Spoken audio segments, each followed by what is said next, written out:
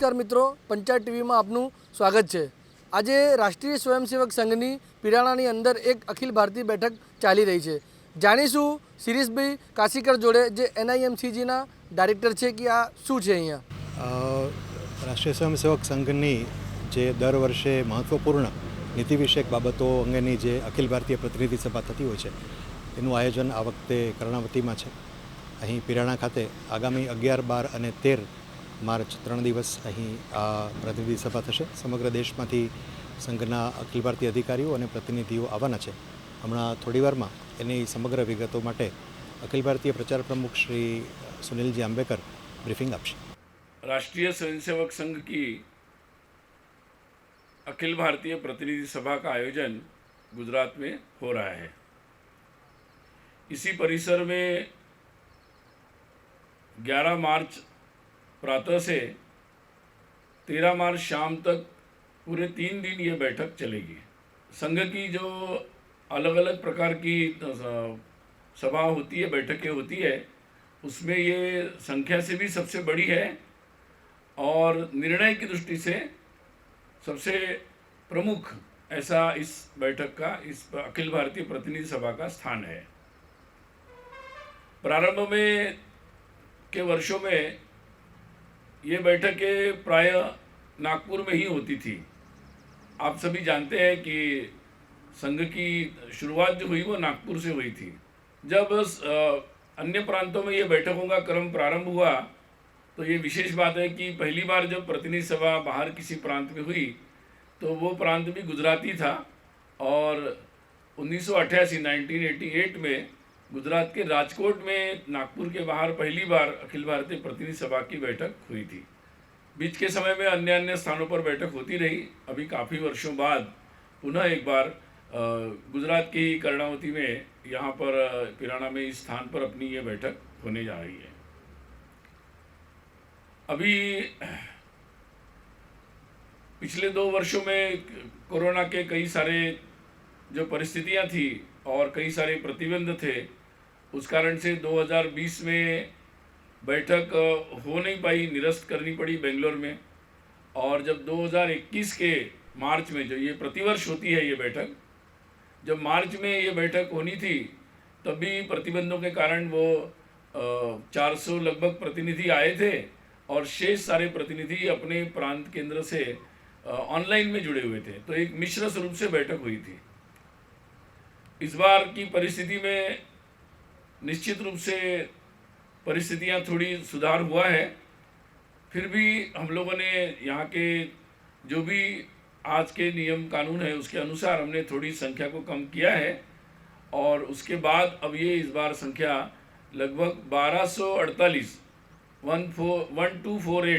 इतने प्रतिनिधि इस बैठक में अपेक्षित है।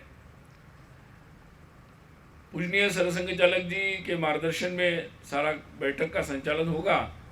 बैठक का पूरा संचालन संघ के माननीय सरकार्यवाह दत्तात्रेय होसबले जी करेंगे।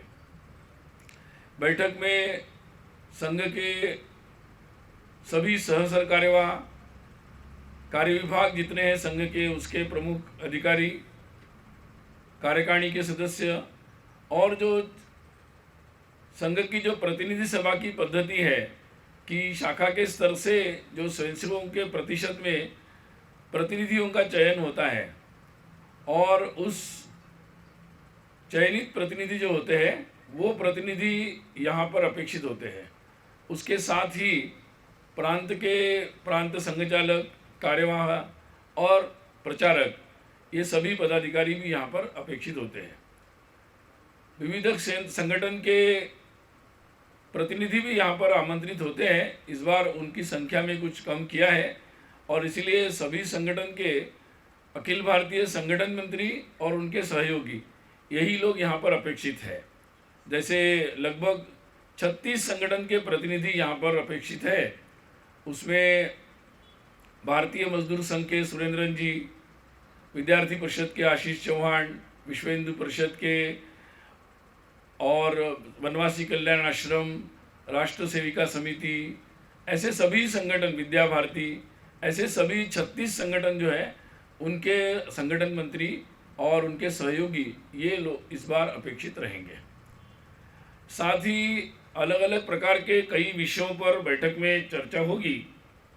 विशेष रूप से इस बैठक का जो योजना होती है कि प्रतिवर्ष हमें अपने कार्य के बारे में योजना करते हैं कि हमारे कार्य का विस्तार कैसा होगा, गतिविधियां कौन सी होगी, कार्य कौन से होंगे, और फिर इस बैठक के समय उसकी हम समीक्षा भी करते हैं और उसका पूरा वृत्त अपने माननीय अपने सरकार विभाग प्रतिवेदन के द्वारा पूरा वृत्त प्रतिनिधि सभा के सामने रखते हैं। तो ये प्रक्रिया भी 11 तारीख को होगी। और उसके साथ ही आगामी वर्ष की जो योजना है इसके बारे में अपना अपना जो भी विचार है वो लेकर प्रांत के कार्यकर्ता आते हैं और उस आधार पर पूरी देश भर की योजना को अंतिम रूप यहाँ पर दिया जाता है। विशेषकर 2025 में संघ की स्थापना को 100 वर्ष पूरे हो रहे हैं। आप सभी जानते ही हैं कि 1925 में राष्ट्रीय स्वयंसेवक संघ की स्थापना हुई थी। तो पिछले मार्च से ही 2021 मार्च से ही हम लोगों ने 3 वर्ष के अपने कार्य विस्तार की विशेष योजना बनाई। शताब्दी के निमित्त विशेष विस्तार योजना, कार्य विस्तार योजना। उस दृष्टि से बीच के समय में कुछ बाधाएं आई, लेकिन अब सभी प्रांतों ने अपनी अपनी योजनाएं को रूप दिया हुआ है। अब वो सभी अपने अपने प्रांत की योजना के बारे में यहाँ पर निवेदन भी होगा, उसकी चर्चा होगी और एक तरीके से आगामी 2 वर्ष में संघ के कार्य को कैसे विस्तार देना इसके बारे में योजना को अंतिम रूप दिया जाएगा। पहले भी ये बताया गया था कि लगभग संघ का अपना जो कार्य है जिसके बारे में विस्तार से जो संख्यात्मक आंकड़े हैं आपको अंतिम दिन प्रतिनिधि सभा के दिए जाएंगे, लेकिन लगभग पिछले दिनों में 55,000 स्थानों पर संघ का कार्य चल रहा था। इस शताब्दी विस्तार योजना के अंतर्गत उसे 1 लाख स्थानों पर ले जाने की योजना है और इस दृष्टि से उसका विवरण जो होगा कहाँ कहाँ कैसे होगा इसके बारे में भी यहाँ पर चर्चा होगी। बैठक के अंत में आपके सामने भी वो जानकारियाँ रखी जाएगी। बैठक में विशेषकर इस दृष्टि से जो लोग समय देंगे और कैसे कैसे प्रवास की योजनाएं होगी इस पर भी चर्चा होगी। स्वाधीनता के 75 वर्ष, इस संदर्भ में भी देश भर में कई प्रकार के विविध उपक्रम का आयोजन किया गया। जैसे कि विशेषकर जो अनसंग हीरोज़ है, मतलब जिनके बारे में लोग जानते नहीं हैं, ऐसे कई लोग हैं, कई स्थान हैं। तो उन सब बातों के बारे में एक अध्ययन का काम देश भर में हाथ में लिया गया था। कई प्रकार के संगठन को भी इसमें जुड़े हुए थे और उसके साथ साथ प्रज्ञा प्रवाह, इतिहास संकलन योजना, ऐसे कई संगठन भी उसके साथ जुड़े हुए थे। सबने मिलकर एक अच्छा खासा संग्रह ऐसी जानकारियों का किया है और ऐसे कई प्रेरक महापुरुष, विदुषियाँ, ऐसे स्थान, ऐसे प्रसंग, उनको लेकर उनको उचित स्थान देना कार्यक्रमों में, कार्यों में, किताबों में, इस दृष्टि से एक पूरी व्यापक पहल समाज में उसकी जागृति का एक कार्यक्रम हाथ में लिया गया है। इस संदर्भ में भी वृत्त यहाँ पर आएगा। आगामी योजनाओं के बारे में भी आपको जानकारी देंगे।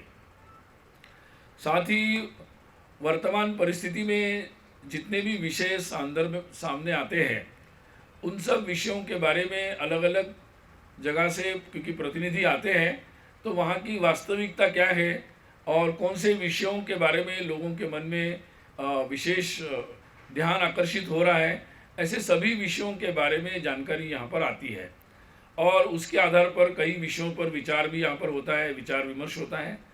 कई सारे विषय हमारे जानकारी के लिए होते हैं, समझने के लिए होते हैं। कुछ विषयों पर निर्णय भी लिए जाते हैं और कुछ विषयों पर हम लोग अपने प्रस्ताव या वक्तव्यों के द्वारा भी आपके सामने सार्वजनिक रूप से जानकारियाँ भी रखते हैं और कुछ पर आगामी योजनाएं भी की जाती है। इन सभी के बारे में, ऐसे सभी विषय पर यहाँ पर चर्चा होगी और उनके बारे में विस्तार से आपके सामने भी विषय रखेंगे। विशेषकर एक विषय जो समाज में चल रहा है कि समाज में ग्रामीण क्षेत्र में अपने अपने स्तर पर नए प्रकार से अपने स्वरोजगार के बारे में, या हम अपने तहसील या ग्रामीण जिला के स्तर पर अपनी स्वनिर्भरता कैसे पा सकते हैं, इसके संदर्भ में एक लोगों को सहायता करना, प्रशिक्षण करना, उस सृजन के लिए नई योजनाओं में उनको दिशा दर्शन करना, इस प्रकार के कई उपक्रम संघ के स्वयंसेवकों ने और कई सारे समाज के ऐसे संगठनों के साथ मिलकर प्रारंभ किए हैं। पिछले दिनों भी इसके बारे में विचार विमर्श लगातार चल रहा है, तो इन विषयों को लेकर कुछ प्रस्तावों के बारे में भी योजना है, इसके बारे में आपको विस्तार से जानकारी देंगे। साथ ही संघ अलग अलग तरीके से समाज के कई संगठन के साथ काम करता है, जैसे सामाजिक समरसता का विषय है और जिसमें समाज के कई सारे संगठन समूह उनके साथ मिलकर कार्य चल रहा है, या पर्यावरण के विषयों पर भी समाज के कई लोगों के साथ मिलकर गतिविधियां चल रही है। हमारे परिवार, हमारे जो फैमिलीज़ है, कुटुंब है, उनके प्रबोधन के बारे में भी बहुत सारी गतिविधियां चल रही। तो ऐसे कई गतिविधियों के बारे में समाज के अलग अलग प्रकार के संगठन, समूह, संस्थाएं, उनको जोड़कर ये कार्य हो रहे हैं। तो उस संदर्भ में भी आने वाले समय में इसके बारे में समाज में जो अपेक्षित परिवर्तन है, अपेक्षित बदलाव है, उसके बारे में भी चर्चा यहाँ पर होगी और उस संदर्भ में आगे की अपनी गतिविधि को कैसे ले जाएंगे, इस पर भी उचित दिशा यहाँ पर निश्चित होगी। तो इन सब विषयों के बारे में आने वाले 3 दिनों में चर्चाएं होगी, 11, 12 और 13 को।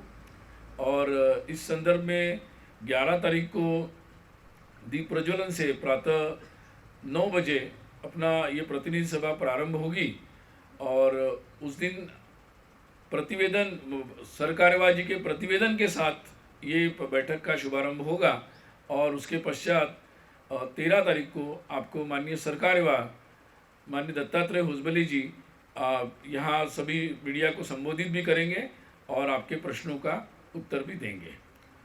यहाँ इस परिसर में सभी प्रतिनिधि यहाँ पर आए हैं, इसलिए एक प्रदर्शनी का भी आयोजन किया गया है, जिसमें गुजरात के स्वाधीनता में योगदान, गुजरात की विशेषताएं, पहचान, इसके बारे में भी प्रदर्शनी में विस्तार से जानकारी रखी गई है।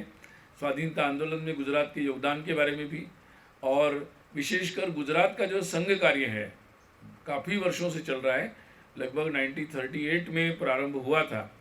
तो लगातार विभिन्न समय पर, विभिन्न प्रसंगों पर गुजरात संघ का कार्य भी बढ़ता भी गया और समाज के लिए आवश्यक ऐसे कई कार्य संघ के स्वयंसेवकों ने हाथ में लिए। तो इस संदर्भ में जानकारी देने वाले कई सारी चार्ट्स प्रदर्शनी में लगाए गए हैं। तो ये अपेक्षा है कि सारे प्रतिनिधि इसको देखेंगे और गुजरात से उस संदेश को भी लेकर जाएंगे। तो मैंने कुछ संक्षिप्त में आपको जानकारी आपके सामने दी है और बाकी जैसे जैसे कामकाज आगे बढ़ेगा आपको विस्तार से इसकी जानकारी हम लोग साझा करेंगे। कि आज हम बहुत ही मैंने जो ब्रीफ किया है उस संदर्भ में कोई प्रश्न होगा तो उसी को हम ले लेंगे। बाकी जो विस्तारित प्रश्न है वो खुद स्वयं माननीय सरकार्यवाह जी 13 तारीख को आपके बीच में उपस्थित होंगे, तब आप उनको सारे प्रश्न पूछ सकते हैं। ऐसा है कि संघ की जो बैठकें हैं, मैंने प्रारंभ में ही बताया कि लगातार क्रम इसका बदलता रहता है। 3 वर्ष में एक बार नागपुर में ये बैठक, जब सरकार्यवाह जी का चुनाव होता है, वो वर्ष निश्चित रूप से नागपुर में होती है। अन्य 2 वर्ष जो बीच के होते हैं उसमें एक बार कभी उत्तर में, पश्चिम में, कभी दक्षिण में, ऐसा हमारा क्रम चलता रहता है। तो इसी क्रम में गुजरात में ये बैठक हो रही है। नहीं, हमें तो ऐसा होता है कि हमारी प्रतिनिधि संख्या को देखकर और बैठक की आवश्यकताओं को देखकर हम स्थान को ढूंढते हैं। जो स्थान हम फिर जहाँ स्थान होता है उनको निवेदन करते हैं। जो स्थान हमें निवेदन हमारा स्वीकृत कर लेते हैं वहाँ बैठक होती है।